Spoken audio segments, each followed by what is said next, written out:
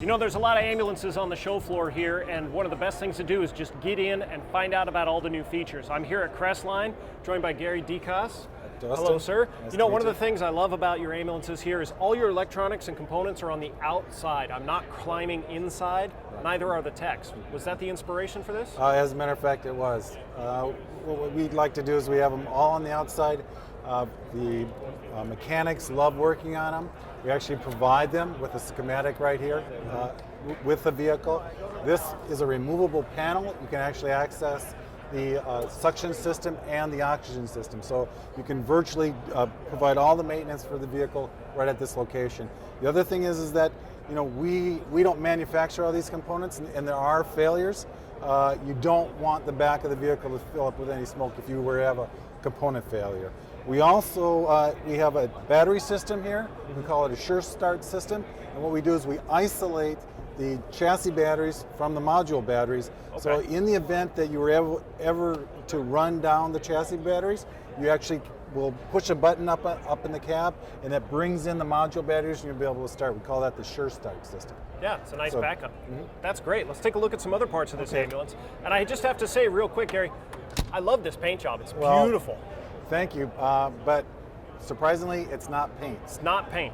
It's actually powder coat. It's a unique process that Crestline spent 5 years developing. We built and designed our own oven. No one powder coats on a scale this large. No. But this whole vehicle is put into an oven, powder coated, and we get this incredibly durable finish. And it is so durable that we actually give a lifetime paint warranty. Lifetime paint warranty on the Crestline ambulance. Yes, lifetime paint warranty. We're the only manufacturer that does that. That's great. So, as you can see, our shape is a little bit unique as compared to other ambulances. We actually had an engineer that did his master's thesis on ambulance design, and we found that an 8-inch radius is the most aerodynamically efficient design. And so we actually don't square it off, so you get actually less drag on the vehicle as you're going down the street. I'm glad you mentioned that. I'd like you to show me something around the back of this ambulance. Okay, Very sure. interesting. All right. You were talking about this 8-inch radius around the side of the ambulance, Yes. and that's when I noticed this compartment. On my ambulances and some of the standards, I have to get out in traffic to get my backboards. Exactly. But this is a great innovation. Is this a Crestline exclusive? Yes, it is. And as a matter of fact, what happened is Crestline's been in business for over 35 years, but when they started, they mainly just built for large fleets. So all of the changes that have come about, design changes, actually came from the medics. So this product is actually more or less designed by the people who use it. That's why the mechanic gets the electrical components where they want, and then for the medics themselves, it's designed so everything comes out the rear of the vehicle. You have your boards here, you have your jump kits. Most jump kits are way in the front on the side. Yeah. Jump kits are back here, and then we're loading the patient in and out. We also have this really nice, what we call the 40-60 split.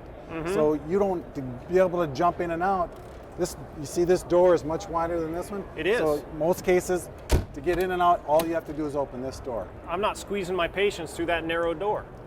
Well, for the patient loading, you actually... When I walk them in, I'm one of those few that walks my patients that can walk, yeah. And then you can see we have our jump kits here. So literally, everything is loaded and unloaded from the rear of the vehicle, which is the safest place. If you're going to be standing outside of an ambulance, this is the safest place to be standing. Indeed. There's a lot of innovation on the outside. Show me what's on the inside. Okay. Gary, the first thing that catches my eye in this Crestline ambulance is you've continued that radius inside. That is correct. And it's not just for aesthetics. That's safe. I don't need a corner back there when I'm bouncing around back here. Exactly. And one of the reasons we're able to do that is because this is an all aluminum interior, which, as I mentioned before, we actually powder coat. It's powder coated also. It's powder coated also. So it's very few seams, very easy to clean. You can see it looks more like a hospital room, as opposed to, some of the other manufacturers. We do all seamless cushions on the inside.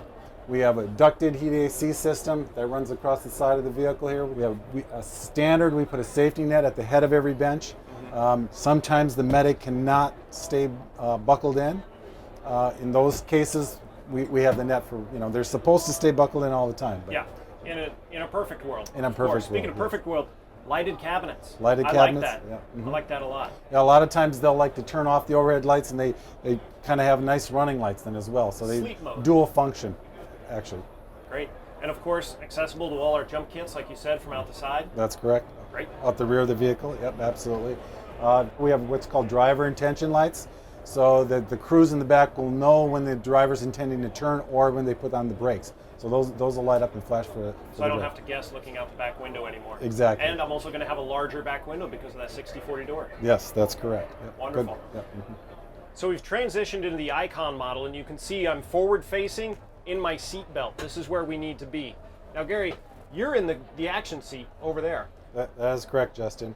And what we have here in the Icon is what we call our PPS, or Patient Positioning System. And the whole idea behind that is to be able to have the medic remain buckled in and still administer care to the patient in whatever form they need to do that. So this is set up so that this seat actually will slide forward.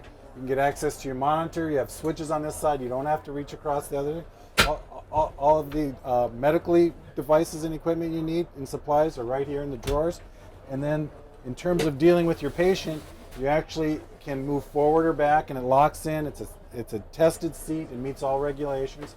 And then the other part of this patient positioning system is the cot itself. And with this floating bed system that we have, you can actually, with your foot, just actually move the patient. So if you have to start an IV, you can actually move backward or forward and then move the patient wherever you need them to in order to administer the proper care and remain buckled in at all times. And that is one of the major issues with EMS safety these days is how to administer care to the patient, which is the number one thing. But number two is you have to be able to keep the medic safe in the back of the ambulance. And this is a complete departure from the way that we've seen ambulances built. Yes. For the entire time we've had ambulances. There's always a bench seat, there's always the cot, and that's it. A little bit of variation here and there. This is a complete departure from that, and it addresses all of the issues we need for patient care. Absolutely, absolutely. Great. Thanks for sharing with us. I appreciate your time. Thank you.